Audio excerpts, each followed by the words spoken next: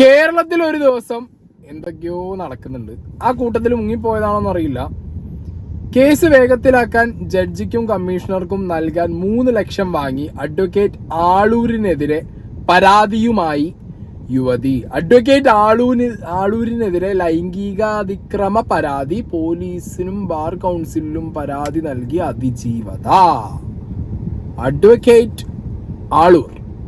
ആളൂരിനെ ഇനിയിപ്പോൾ പ്രത്യേകിച്ച് മലയാളികൾക്ക് ഞാൻ പരിചയപ്പെടുത്തി തരേണ്ട ആവശ്യമൊന്നുമില്ല. സെൻസേഷണൽ ആയിട്ടുള്ള പല കേസുകളിലും ആളൂർ എന്ന് പറഞ്ഞ അഡ്വക്കേറ്റിന്റെ സാന്നിധ്യം നമുക്ക് കാണാം. അപ്പൊ എന്താണ് വിഷയം? ആളൂർ സംബന്ധിച്ച് ഇപ്പൊ എന്താ ഉണ്ടായ, ആരാണ് പരാതി കൊടുത്തതെന്നുള്ളതൊക്കെ നമുക്ക് അറിയണ്ടേ. ഞാൻ ആദ്യം ഇവിടെ ഒരു ന്യൂസ് വിളിക്കും. കാരണം ആളൂരിനെതിരെ ഒരു കേസ് വന്നിട്ട് മലയാളികൾ അധികം അത് ചർച്ച ചെയ്തില്ല, അല്ലെങ്കിൽ ഇവിടുത്തെ മീഡിയാസ് അധികം ചർച്ച ചെയ്തില്ല, അല്ലെങ്കിൽ നമ്മൾ കൂടുതലായിട്ടൊന്നും അറിഞ്ഞില്ല എന്നുണ്ടെങ്കിൽ മോശമല്ലേടേ. അപ്പൊ അതുകൊണ്ട് നോക്കാം. ജനുവരി 31 ഈ കേസിനാസ്പദമായ സംഭവം ഉണ്ടായത്. ഈ പരാതിക്കാരിയായ യുവതി അഡ്വക്കേറ്റ് BA ആളൂരിന്റെ കക്ഷിയാണ്. നേരത്തെ തന്നെ കേസുമായി ബന്ധപ്പെട്ട് ആളൂരുമായി പരിചയമുള്ള ആളാണ്. യുവതി പറഞ്ഞതനുസരിച്ച് 1.5 വർഷമായി ഇവരുടെ ഈ ഒരു സാമ്പത്തിക വിഷയവുമായി ബന്ധപ്പെട്ട കേസുമായി ബന്ധപ്പെട്ട അഡ്വക്കേറ്റ് ആളൂരിൽ നിന്നാണ് നിയമസഹായം തേടിയിരുന്നത്. ഈ കഴിഞ്ഞ ജനുവരി 31 ഇവർ ഈ കൊച്ചിയിലെ ഓഫീസിലേക്ക് വരാനായി ആളൂർ ആവശ്യപ്പെടുന്നത്. അങ്ങനെ ആളൂരിനെ കാണാനായി 31 ഓഫീസിലെത്തുകയും ആളൂർ വീണ്ടും ഈ കേസുമായി ബന്ധപ്പെട്ട് ലക്ഷങ്ങൾ വേണമെന്ന് ആവശ്യപ്പെടുകയുമായിരുന്നു. യുവതി പറഞ്ഞതനുസരിച്ച് ഈ 1.5 വർഷ കാലത്തിനിടയ്ക്ക് വിവിധ കാരണങ്ങൾ പറഞ്ഞുകൊണ്ട് വിവിധ ആളുകൾക്ക് കൈക്കൂലി ഇനത്തിൽ നൽകാനെന്ന് തുറന്നു പറഞ്ഞുകൊണ്ട് തന്നെ ആളൂർ ലക്ഷക്കണക്കിന് രൂപ യുവതിയിൽ നിന്ന് വാങ്ങിയിട്ടുണ്ടായിരുന്നു.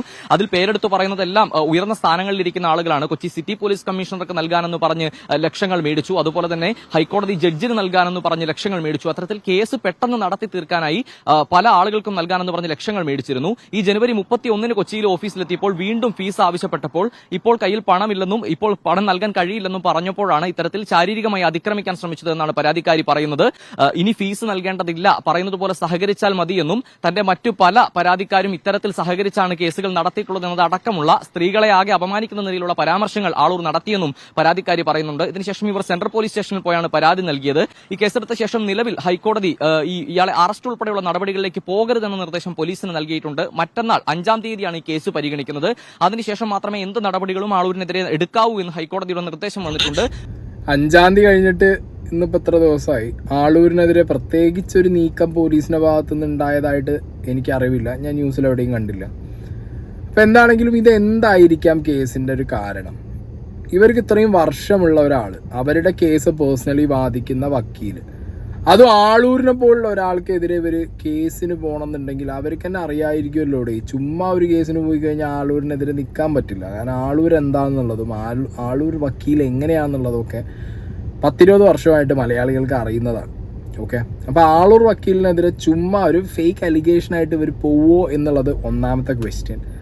രണ്ടാമത്തെ ക്വസ്റ്റ്യൻ, ഈ ആളൂർ വക്കീലിൻ്റെ ഓഫീസിൽ വെച്ചിട്ട് അപമര്യാദയായിട്ട് പെരുമാറി എന്നൊക്കെ പറയുമ്പോൾ ആളൂർ വക്കീലിൻ്റെ ഓഫീസിൽ CCTV ഇല്ലാതിരിക്കുന്നില്ലല്ലോ. വേറെ എവിടെയും കേരളത്തിൽ CCTV ഇല്ലെങ്കിൽ ആളൂർ വക്കീലിൻ്റെ ഓഫീസിൽ CCTV അവർ വെക്കാതിരിക്കില്ല. കാരണം എപ്പോൾ ആരെവിടുന്ന് എന്ത് പണിക്ക് വരും എന്നുള്ളത് പറയാൻ പറ്റാത്തതുകൊണ്ട് മേ ബി CCTV ഫുട്ടേജും കാര്യങ്ങളൊക്കെ ഉണ്ടാവുമായിരിക്കും. പക്ഷേ ഇതിലിപ്പോൾ ആളൂർ വക്കീൽ സാമ്പത്തികമായിട്ടുള്ള ഇടപാടിൻ്റെ കുറച്ച് കാര്യങ്ങൾ പറയുന്നുണ്ട്. അതായത് ഉന്നതരായിട്ടുള്ള പോലീസ് ഉദ്യോഗസ്ഥരുടെ പേര് പറഞ്ഞ് പൈസ മേടിച്ചു, കുറേ ജഡ്ജിമാരെ പേര് പറഞ്ഞ് പൈസ മേടിക്കുന്നു, സ്വാധീനം ചെലുത്താൻ വേണ്ടിയിട്ടാണ് ഈ പൈസ വാങ്ങുന്നത്, കേസ് നേരത്തെ വിളിപ്പിക്കാനും ഒത്തുതീർപ്പാക്കാനും. ഇത് തന്നെയാണോ ആളൂരിൻ്റെ പാറ്റേൺ എന്നുള്ളതൊക്കെ കൃത്യമായിട്ട് പോലീസ് ഇതിൽ അന്വേഷിക്കണം. അപ്പം ഞാൻ പറയാമല്ലോ, സാധാരണക്കാരിൽ ഒരാളെ നേർക്കാണ് ഇതേപോലെ ഒരു സ്ത്രീ പോയിട്ട് പരാതി കൊടുക്കുന്നത് ലൈംഗിക അതിക്രമത്തിന് എന്ന് പറഞ്ഞു കഴിഞ്ഞാൽ സ്പോട്ടിലെന്തായി അയാളെ പിടിച്ചാകത്തിലും. ആളൂരിന് സ്പെഷ്യൽ 2, 3, 4 കൊമ്പുള്ളത് കൊണ്ടാണോ എന്ന് അറിയില്ല. എന്താണെങ്കിലും ഹൈക്കോടതി ആളൂരിനെ അറസ്റ്റ് ചെയ്യരുത്, അല്ലെങ്കിൽ ഇനി ആളൂരിനെതിരെ ഒരു നീക്കം വരുന്നത് നോക്കണം എന്നൊക്കെ പറയണമെന്നുണ്ടെങ്കിൽ I don't know how influential is എന്നുള്ളത്. എന്താണെങ്കിലും പരാതിക്കാരി ആളൂരും തമ്മിൽ അത്യാവശ്യം വർഷത്തെ പരിചയം. പരാതിക്കാരി ആളൂരിൻ്റെ അടുത്ത് പരാതിക്കാരിയുടെ 25 ലക്ഷം രൂപയുടെ ഒരു പ്രോപ്പർട്ടി കേസുമായിട്ടാണ് ചെല്ലുന്നത്. പരാതിക്കാരി ഇതിനു മുമ്പും ആളൂരിന് പൈസ കൊടുത്തിട്ടുണ്ട്. ഇത്ര വർഷത്തിനിടയിൽ ഇപ്പോഴാണ് പരാതിക്കാരി കേസായിട്ട് പോകുന്നത്, അതും ആളൂർ വക്കീലിനെതിരെ. ഈ പരാതിക്കാരിയുടെ പിന്നിൽ ആരെങ്കിലും ഉണ്ടോ എന്നുള്ളൊരു സംശയവും വേണമെങ്കിൽ ആളൂർ വക്കീലിനും അല്ലെങ്കിൽ ആളൂർ വക്കീലിനെ സപ്പോർട്ട് ചെയ്യുന്നവർക്കും ചോദിക്കാം. പക്ഷെ സ്റ്റിൽ നമ്മളെ സംബന്ധിച്ചിടത്തോളം ഒരു ലേഡി പോയിട്ട് പരാതി കൊടുത്തു. അവർ പരാതി സ്ട്രോങ് ആണോ അല്ലേ എന്നുള്ളത് ഇനിയിപ്പോൾ ട്രയലും കാര്യങ്ങളും നടക്കണം, അല്ലെങ്കിൽ പോലീസ് അന്വേഷണം നടക്കേണ്ടത്. പോലീസ് അന്വേഷണം പോലും നടത്താൻ ഹൈക്കോടതി സമ്മതിക്കില്ല എന്നുണ്ടെങ്കിൽ പരാതിക്കാരിയായ ആ ലേഡി എന്താ പറയുന്നതെന്ന് കൂടി ഒന്ന് കേട്ട് നോക്കാം. നമ്മൾക്ക് ഈ കേസ് ഓൾറെഡി രജിസ്റ്ററായി. അപ്പോൾ അവർക്ക് പ്രതികൾക്ക് ജാമ്യം കൊടുക്കാതിരിക്കാനായിട്ട് അവിടുത്തെ ജഡ്ജ് മിസ് ഹണി എന്ന് പറഞ്ഞ ആൾക്ക് കൊടുക്കാമെന്ന് പറഞ്ഞിട്ട് ഒരു 2 lakh rupees ക്യാഷായിട്ട് അത് ആളൂരിൻ്റെ ഓഫീസിൽ ഒരു ജൂനിയറിൻ്റെ അടുത്താണ് കൊടുത്തിട്ടുണ്ടായിരുന്നത്. എന്നോട് അന്ന് വരുമ്പോൾ ഫീസ് കൊണ്ടുവരാനായിട്ട് പറഞ്ഞിട്ടുണ്ടായിരുന്നു. സോ ഞാൻ പറഞ്ഞു എനിക്ക് ഇപ്പം ഫീസ് തരാനായിട്ട് ഇപ്പം ബുദ്ധിമുട്ടാണ് എന്നുള്ള രീതിക്ക് നമ്മൾ പറഞ്ഞിട്ടുണ്ടായിരുന്നു. അങ്ങനെ സംസാരിച്ചിട്ട് അയാൾ പിന്നിൽ വന്നിട്ട് അയാൾ പറഞ്ഞു, ഇങ്ങനെ ഷോൾഡറിൽ ഇങ്ങനെ കൈ വെച്ചിട്ട് അയാൾ പറഞ്ഞത്, ഇനി എനിക്ക് ഫീസും കാര്യങ്ങളൊന്നും വേണ്ട, എൻ്റെ അടുത്ത് വരുന്ന എല്ലാ ക്ലയൻസിൻ്റെ അടുത്തും ഞാനിതുപോലെ ഫ്രീ ആയിട്ട് ചെയ്ത് കൊടുക്കാറുണ്ട്, ജസ്റ്റ് അഡ്ജസ്റ്റ് ചെയ്താൽ മതി എന്ന് മാത്രം പറഞ്ഞു. ഞാൻ അവിടെ നിന്ന് നേരെ പോയത് സെൻട്രൽ പോലീസ് സ്റ്റേഷനിലേക്കാണ്. അവിടെ നിന്ന് സ്ട്രെയിറ്റ് അവിടെ പോയി. അവിടെ ചെന്നിട്ട് ഞാൻ അവിടെ കാര്യം പറഞ്ഞു. കംപ്ലയിൻറ്റ് കൊടുത്തതിന് ശേഷം എനിക്ക് വരുന്ന ഫോൺ കോൾസ് ആയിക്കോട്ടെ, അങ്ങനെയുള്ള ഒരുപാട് ഭീഷണിയും കാര്യങ്ങളൊക്കെയാണ് ഇപ്പം ഞാൻ ഫേസ് ചെയ്തുകൊണ്ടിരിക്കുന്നത്. ഓക്കെ, അപ്പോൾ അവർ പറയുന്നത് ആളൊരു ഓഫീസിൽ വെച്ച് ദേഹത്ത് തൊട്ടു, എന്നിട്ട് ഇതേപോലത്തെ എന്താ പറയുക, ഞാൻ ഇങ്ങനെയാണ് എൻ്റെ രീതികൾ എന്നൊക്കെ പറഞ്ഞു എന്നൊക്കെ പറയുന്നത് വളരെ, അങ്ങനെ ചെയ്തിട്ടുണ്ടെങ്കിൽ വളരെ മോശമായിട്ടുള്ള പരിപാടിയാണ്. പിന്നെ ആളൂർ പോലത്തെ ഒരു വക്കീലിനെതിരെ ഇതുവരെ വേറെ കുറേ കേസുകളൊക്കെ നമ്മൾ വന്നിട്ടുണ്ട്, കണ്ടിട്ടുണ്ട് എന്നല്ലാതെ ഇതേപോലൊരു ലേഡി വന്ന് പറയുന്നത് ഇത് ആദ്യമായിട്ടാണ് നമ്മൾ കാണുന്നതും കേൾക്കുന്നതും. ഈ ഒരു കേസ് മാത്രമല്ല, ഇത് കഴിഞ്ഞതിന് ശേഷം ഇപ്പോൾ ഇന്നലെ ഞാൻ വേറൊരു കേസും കൂടി വന്നതായിട്ട് അറിഞ്ഞു. അഡ്വക്കേറ്റ് BA ആളൂരിനെതിരെ 13 വയസ്സുള്ള മകളുടെ മുന്നിൽ വെച്ച് തോക്ക് ചൂണ്ടി ഭീഷണിപ്പെടുത്തി എന്ന തരത്തിൽ പരാതി നൽകിയ പരാതിക്കാരിയാണ് ഇപ്പോൾ നമ്മോടൊപ്പം ഉള്ളത്.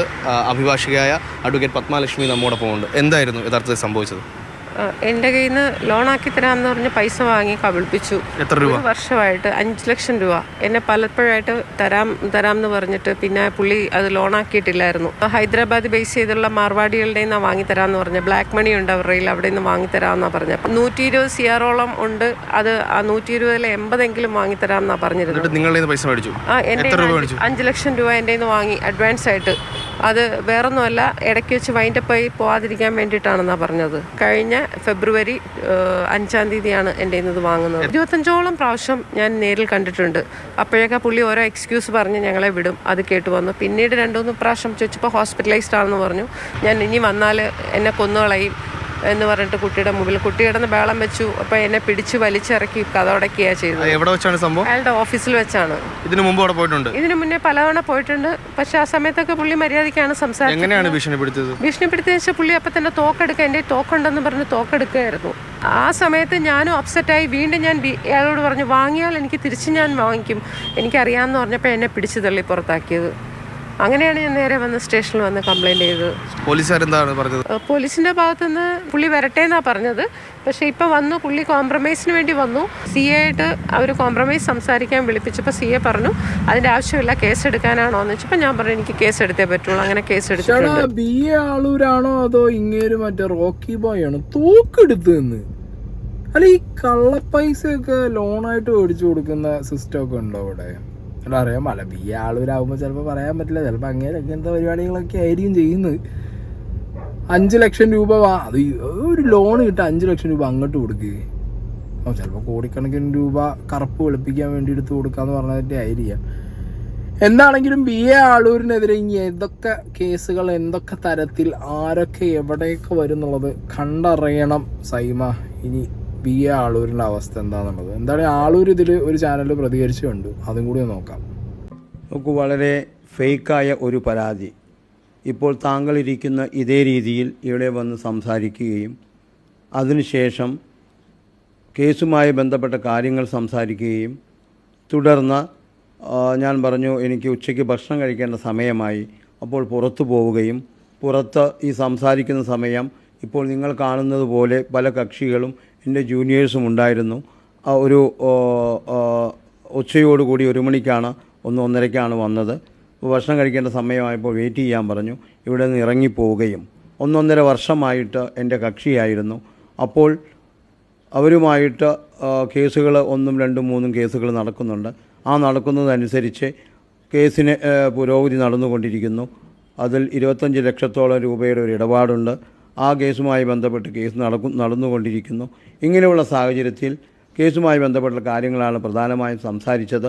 ഫീസിനെ പറ്റിയോ ഫീസിന് തർക്കങ്ങളെക്കുറിച്ചോ എന്നോട് പറഞ്ഞിട്ടില്ല. എൻ്റെ ഒരു ജൂനിയർ അഭിഭാഷകൻ മുഖാന്തരമാണ് ഈ കക്ഷി എൻ്റെ അടുത്ത് വരുന്നതും ആ അഭിഭാഷകനുമായി സംസാരിച്ചതിന് ശേഷമാണ് എന്നോട് സംസാരിക്കുന്നതും. ഈ കാര്യങ്ങളെല്ലാം കഴിഞ്ഞതിന് ശേഷം ഇവിടെ നിന്നിറങ്ങി വളരെ സന്തോഷത്തോടെ പോകുകയാണ് ഉണ്ടായത് എന്നാണ് ഇവിടുത്തെ ലേഡി സ്റ്റാഫ് എന്നോട് പറഞ്ഞത്. ആ കാര്യത്തിന് ശേഷം തീർച്ചയായിട്ടും ഇവർ നേരെ പോലീസ് സ്റ്റേഷനിൽ പോകുന്നു, ഇങ്ങനെ ഒരു വ്യാജ പരാതി കൊടുക്കുന്നു. ഓക്കെ, അങ്ങേരെ സംബന്ധിച്ചിടത്തോളം അത് വ്യാജ പരാതിയാണ്. എന്താണെങ്കിലും അവിടെ വന്നിട്ടുണ്ട്, അവര് വന്ന് അവിടുന്ന് സംസാരിച്ച് പോയതിന് ശേഷമാണ് കേസ് കൊടുത്തത് എന്നുള്ളതും ആളൂരിനറിയാം. അതാ ലേഡി പറയുന്നതും ആളൂർ പറയുന്നതും സെയിം കാര്യമാണ്. ഇനി അവിടെ വെച്ച് ആളൂർ ഇങ്ങനെ മിസ്ബിഹേവ് ചെയ്തോ എന്നുള്ളതാണ് പോലീസ് അന്വേഷിക്കുന്നത്. അത് പോലീസ് അന്വേഷിക്കാൻ വേണ്ടി പോലീസിനെ കോടതി സമ്മതിക്കേണ്ടത്. സമ്മതിച്ചാലേ പോലീസിന് അന്വേഷിക്കാൻ പറ്റൂ.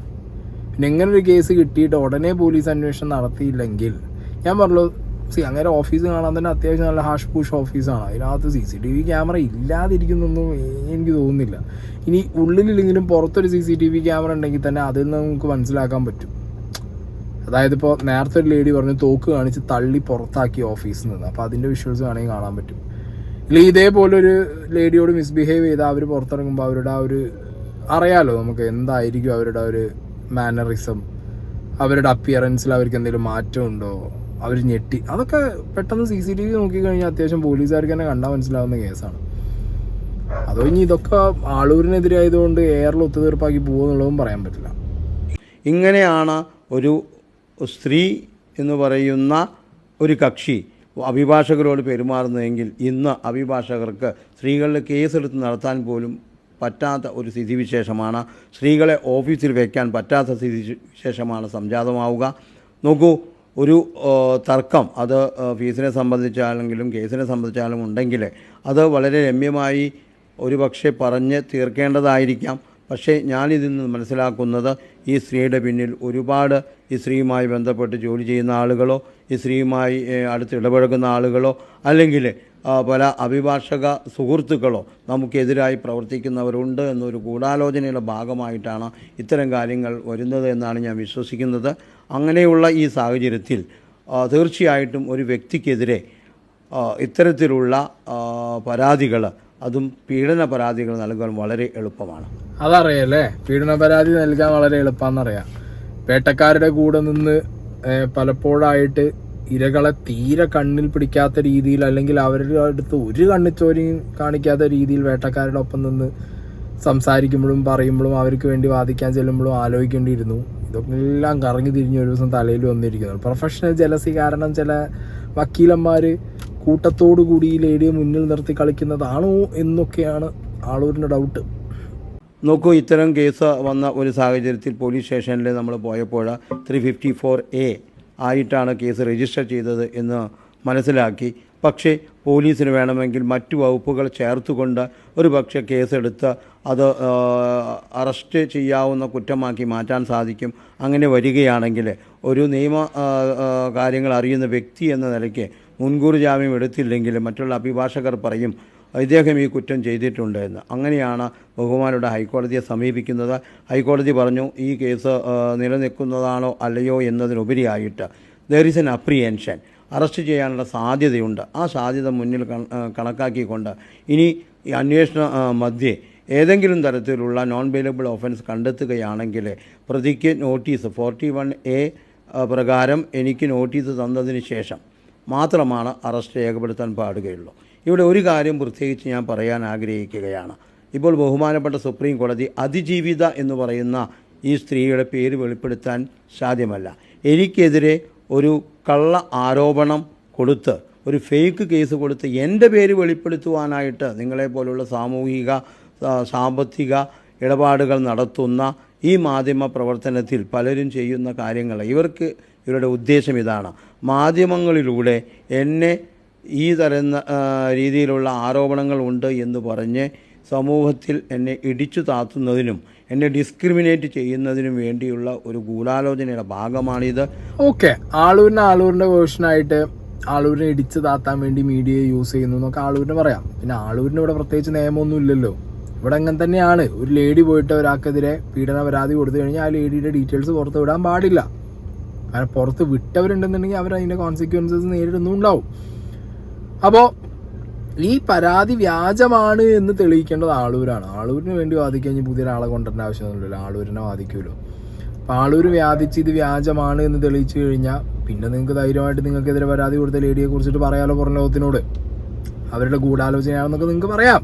ഓക്കെ, ഞാൻ പറയുമ്പോൾ ഇതൊരു കൃത്യമായ പോലീസ് അന്വേഷണം. ഇത് ചെറിയൊരു കേസായിട്ട് തള്ളിക്കളഞ്ഞാൽ പോരാ. കാരണം ഒന്നിപ്പോൾ ഈ പറഞ്ഞ പോലെ ഏറ്റവും വലിയൊരു ആരോപണം എന്ന് പറയുന്നത് ഈ പറഞ്ഞ ആളൂര് പല പോലീസ് ഉദ്യോഗസ്ഥരുടെയും ജഡ്ജിമാരെയൊക്കെ പേരെടുത്ത് പറഞ്ഞ് അവരെ പൈസ കൊടുത്ത് സ്വാധീനിക്കുന്ന രീതിയിലുള്ള കാര്യങ്ങൾ ചെയ്യുന്നുണ്ട് എന്ന് പറയുന്ന ഒരു കാര്യം. രണ്ടാമത്തെ കാര്യം, കറുപ്പ് വെളുപ്പിക്കാൻ വേണ്ടി ലോണ്, അതായത് മാർവാടികളുടെ കയ്യിൽ നിന്ന് പൈസ വാങ്ങി പുറത്തുനിന്ന് വാങ്ങി ഇവിടെ കേരളത്തിൽ കൊടുക്കുന്നുണ്ട് എന്നുള്ള ഒരു പരിപാടി. ഇതൊക്കെ അന്വേഷിക്കണം. സാധാരണ ഒരു പൊളിറ്റീഷ്യന് നേരെ എങ്ങനെയാണ് ആരോപണങ്ങൾ വരുമ്പോൾ അപ്പം അന്വേഷിക്കുന്ന പോലെ തന്നെ ഇതും അന്വേഷിക്കണം. ഇയാളവരാന്ന് വിചാരിച്ചിട്ട് വെറുതെ അങ്ങോട്ട് ഫ്രീ ആയിട്ടാ പോട്ടെ എന്ന് പറഞ്ഞ് വിട്ടിട്ട് ഒരു കാര്യമില്ല. ഓക്കെ, ആൻഡ് ഇപ്പോൾ ഈ പറഞ്ഞ പോലെ ഇതിനിടയിൽ നോൺ ബൈലബിൾ ആയിട്ടുള്ള എന്തെങ്കിലും ഒരു ഒഫൻസ് കണ്ടാൽ അപ്പോൾ പിന്നെ ബാക്കി പോലീസ് അറസ്റ്റ് കാര്യങ്ങളിലേക്ക് പോകുമെന്നുള്ളത് കൊണ്ടാണോ രണ്ടാമത് തോക്ക് കാട്ടി ഭീഷണിപ്പെടുത്തി എന്നുള്ള കേസ് വന്നത് എന്നും കൂടിയും പോലീസ് അന്വേഷിക്കണം. എന്താണെങ്കിലും ആളൂർ ഒരു ട്രാപ്പിലേക്കാണോ എന്നാണ്, അല്ലെങ്കിൽ ആളൂർ ചെയ്ത പരിപാടികൾക്ക് അയാൾക്ക് തിരിച്ചടി കിട്ടി തുടങ്ങിയോ എന്നുള്ളതിനൊക്കെ വരും ദിവസങ്ങളിൽ നമുക്കൊരു ഉത്തരം കിട്ടുമായിരിക്കും. അതോ ഇനി ഇത് എയറിൽ നിന്നൊരു കോംപ്രമൈസ് ആവുമെന്നുള്ളത് എനിക്കറിയില്ല. എന്താണെങ്കിലും ഇങ്ങനൊരു സംഗതി ഉണ്ടല്ലോ, ഇത് എത്ര പേര് കണ്ടു എന്ന് എനിക്കറിയില്ല, അതെടുത്ത് വെച്ചത്.